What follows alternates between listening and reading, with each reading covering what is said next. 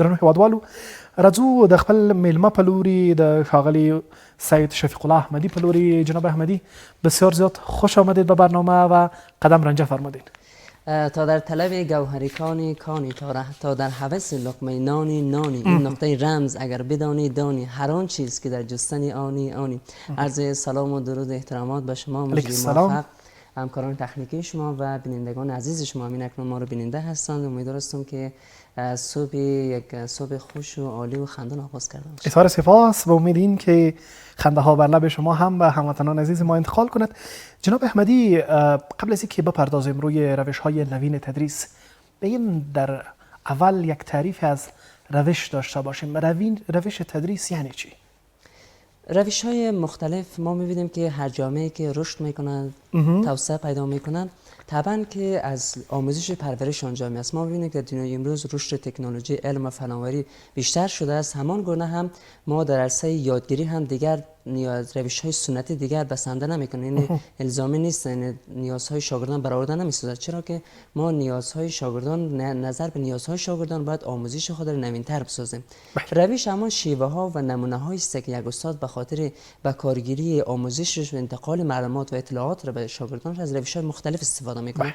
و بعد در جریان برنامه خواهم که 10 تا از روش‌های نوین مهم در دنیای امروز به کار می‌برن. روش‌ها خیلی موثر هست، کارآمد هست و خود شیوه های تدریس یک نمونه هایی است که ما میتونیم که همان دانش و اطلاعاتی که قرار است یک معلم بر دانش آموزانش انتقال بده از راه های مختلف، از راه مشاهده تمام آوازهای پنجگانه یک شاگرد در نظر گرفته تا بتونه که همان اطلاعات را نظر به دنیای امروز بر شاگرد انتقال بده. بسیار عالی.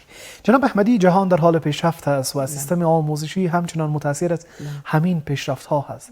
شما هم در آغاز برنامه فرمودین حالا روش های قبلی قابل تطبیق در جامعه پیشرفته نیست. روش های مدرن تدریس چی هستند و کدام ها هست؟ روش های تدریس دقیقاً که هر قدر ابدیتر میشه تکنولوژی و همون قدر ما نیاز به این میشه که ما نیازهایمون نظر به نیازهای یادگیری شاگردان باید ما یک چیزهای متفاوت‌تر، چرا که آموزش باید کارآمد باشه، جذاب‌تر باشه و موثرتر باشه. و شاگردان باید ما انتقال بدیم.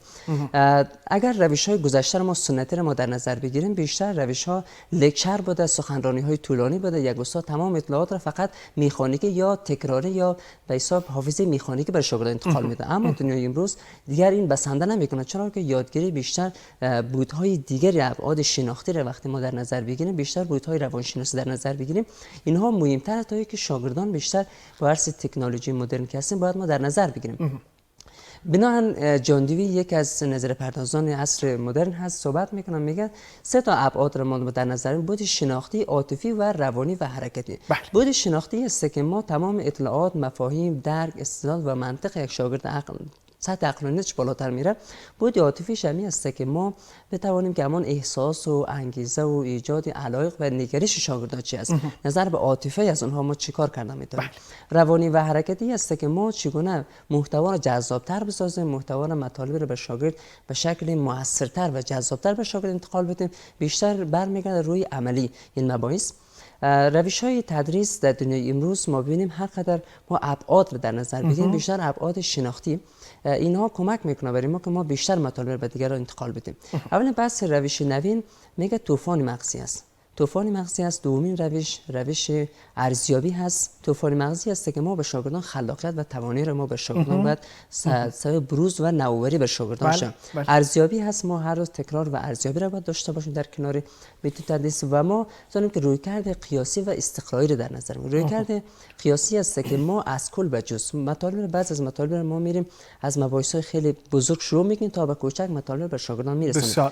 رویکرد قیاسی رویکرد استقرایی است که ما از کوچک به طرف بزرگ میریم. بعض از مطالب وقتی ما مثلا میگیم ما چگونه میتونیم که فقر از جامعه بیرون بسازیم، ریشه کن بسازیم. این یک مثال است، یک مسئله است که باید ما بر شاگرد آموزش بدیم. بنابراین این رویکرد قیاسی و استقرایی برای ما یاد میده که شما باید در دنیا اول به جامعه دنیای مدرن برین که دنیای مدرن چگونه توانستن که این ریشه ها را از بین ببرن، از بین بردن و ما چی کردن میتونیم در جهان سوم آیا راه حل هایی داریم. بنابراین شاگرد ما به خلاقیت، شاگرد به کاوشگری و نگرش شاگردان رو باید ما به طرف این ببریم که کار گروهی و مشارکتی را به شاگردان آموزش بدیم. و بعد رویکرد دیگری است که ما می‌تونیم که بارش مغزی، توانایی‌های درونی شاگرد، علاقه و ذائقه و سلایق شاگرد چه است، سیر علمی برای ما کمک میکنه که وقتی ما میخوایم تاریخ را درس بدیم، جغرافیا را درس بدیم، باید ما سیر علمی با شاگردان رو بدیم تا اینکه شاگردان نظر به مشاهده چیزی را که میبینن باید شاگردان اون چیز را آگاهی پیدا بکنن. بله. نیازهای دیگری که یک شاگرد در ابعاد داره باید ما رویکرد مشاهده هست، تکرار هست، تمرین هست، پرسش پاسخ هست، مذاکره هست، مناقشه هست. باید ما تنها به این نیست که یک استاد باید تمام مطالب را لکچر بده، نیاز است که شاگردان با کنجکاوی، مشارکت، کار گروهی و باید مذاکره بکنن روی یک موضوع. تمام مباحث را باید وقت شاگردان میگن تو فردا آمادگی بگی فلان موضوع رو ما فردا میخونیم، شما آمادگی گرفته بین. بنابراین استاد هم با تمام آمادگی کامل میاد و بعد با هم دیگر می نشینن، صحبت میکنن، مذاکره میکنن. این بر شاگرد یاد میده که واقعا در وقتی در اجتماع بیرون میشن واقعا یک فرد اجتماعی، یک فرد استدلال و منطقیش، تواناییش بیرونتر و بروز میکنه و این شاگردان میتونن که در آینده واقعا یک فرد نوآور و یک دانش آموز خلاق باشن. بله جناب احمدی، بگین یک مقایسه بسیار کوچک میان روش‌های تدریس مدرن و قدیمی داشته باشیم با استفاده از همان 3 مؤلفه‌ای که در واقع تشکیل دهنده یک روش تدریس هست. همان روش شناختی هست، روش عاطفی هست و روش حرکتی یا روانی هست. بیاین مقایسه بکنیم از این 3 مؤلفه تفاوت‌ها میان این دو روش را. تفاوت‌ها در این دو روشی است که ما بیشتر در روش جان دوی بحث میکنه، پیاژه که در دنیای مدرن یک دانشمند آلمانی هست صحبت میکنه، میگه شما تمام ابعاد را وقتی بود شناختی، عاطفی و روانی حرکتی را وقتی شما یک معلم یک دانش روانشناسی داشته باشین، ابعاد را یک شاگرد بفهمه که شاگرد انگیزش چی است، تواناییش چی است، خلاقیتش چی است، در این ابعاد باید ما بررسی کنیم. در گذشته میدیدیم که بیشتر لکچر بود، سخنرانی بود و استاد گوش میکنه تمام مطالب به شاگرد میگه شما حفظ بکنید، در حالی که این حفظ کردن میگن دیگر برای ما کاربرد نداره، باید ما جنبه عملی داشته باشیم. این جنبه عملی به شاگرد کمک میکنه تا اینکه شاگرد جذابتر موضوع برش، محتوا برش جذابتر در واقع تفاوت میان فعال بودن و غیر منفعل بودن است. بله، منفعل بودن و فعال بودن در شاگرد هست. این یک نگاه کوتاهی به همین روش تدریس فعال و غیر فعال هم داشته باشیم، چون این هم از آموزگارانی که همواره در عرصه تدریس هستن همیشه اشاره میکند روش فعال و غیر فعال. در واقع روش فعال چی هست و تفاوتش با روش غیر فعال در چی هست؟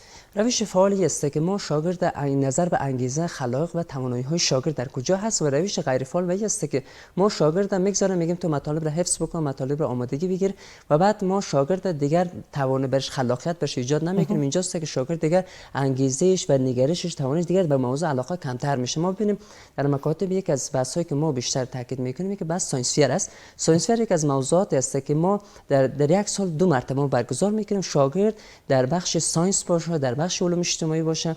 در ساینس شاگرد اونم در یک تعامل را که انجام میده و خودش وقتی وارد عمل میشه، خود یک چیز را میسازه، شاگرد دیگه علاقه به ساینس پیدا میکنه، به فیزیک، کیمیا، بیولوژی به همین شکل. در علوم اجتماعی هم ما هفته‌های علوم اجتماعی داریم که شاگردان بتونن که یک موضوع رو طراحی بکنن، مثلا یک شخصیت را، مثلا چنگیز خان، امیر تیمور گرگانی، هتلر، هر کسی که از اینا میان اونمو به یک شخص کرکتر و شخص رو بازی میکنه. به این معنی است شاگرد دیگه علاقمند میشه برای درس، شاگرد دیگه نگرش، توانایی شاگرد دیگه بالاتر میره.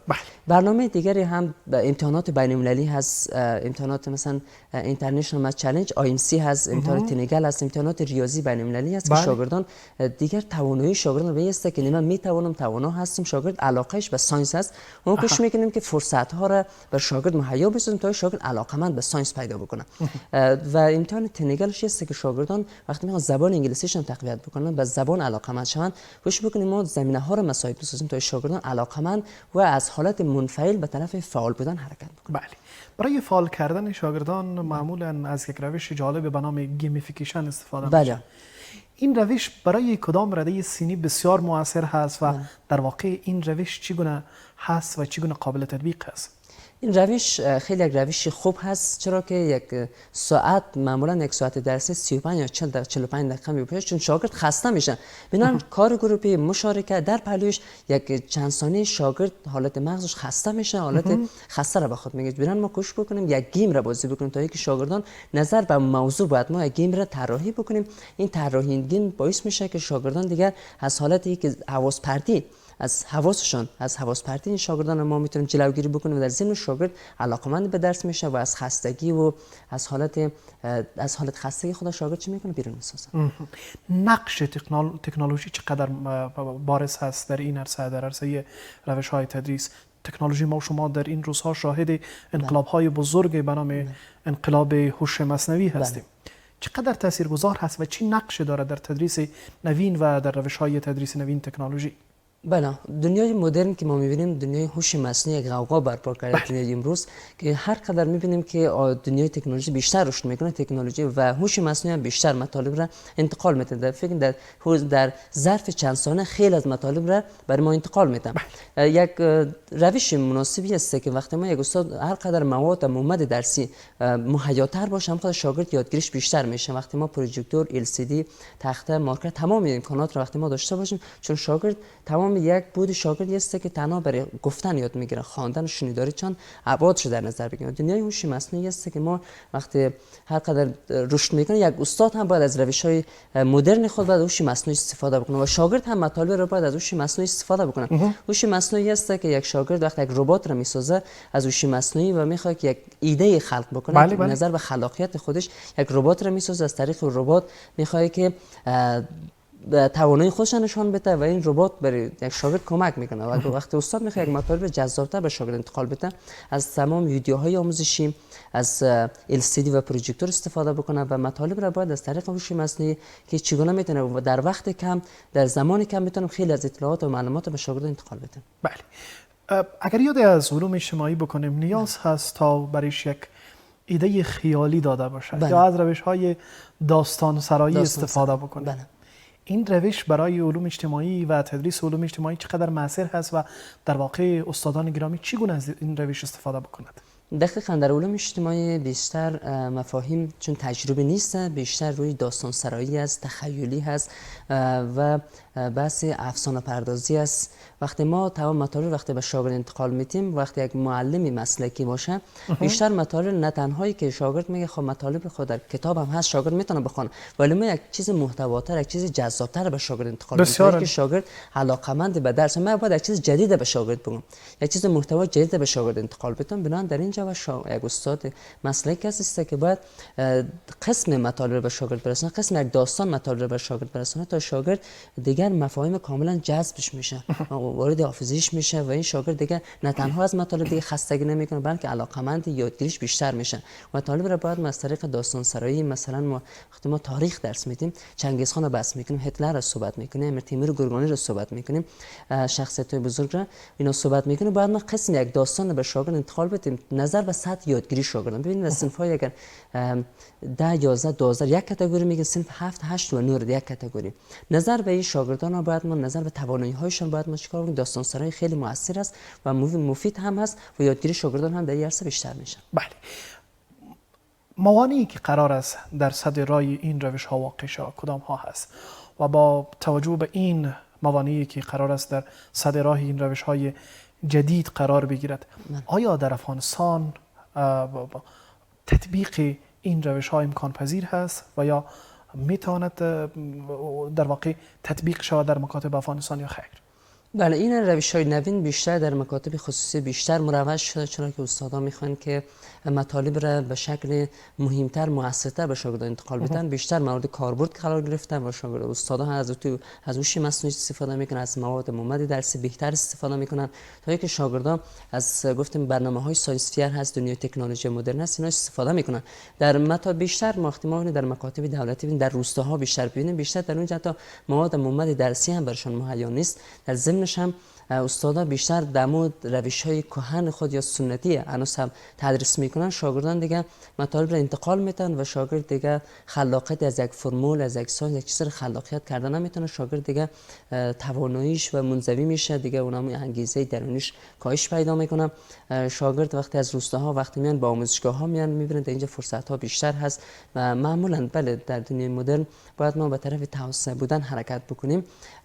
خوب است که باید ما خود اپدیت‌تر بسازیم، استادا باید خود را نظر به دنیای تکنولوژی باید خود را اپدیت بسازن و همین قسم شاگرد خود اپدیت می‌سازه، استاد هم باید خود یادگیری پروسه دو جانبه است که هم استاد و هم شاگرد باید هر دویشون به طرف رشد باشن.